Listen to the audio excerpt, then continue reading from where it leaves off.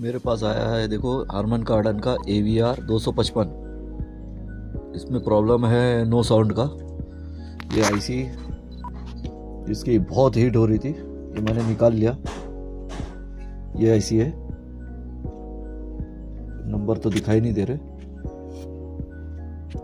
ये आईसी है, ये बहुत हीट हो रही थी, इसको निकाल दिया मैंने। ये मॉडल है देखो, मॉडल दिख रहा क्या आपको? दिखेगा देखो, हाँ ये मॉडल नंबर है। नो साउंड प्रॉब्लम है इसमें। अगर आईसी मिलती है तो इसको नेक्स्ट वीडियो में चालू करके अपलोड करता हूँ।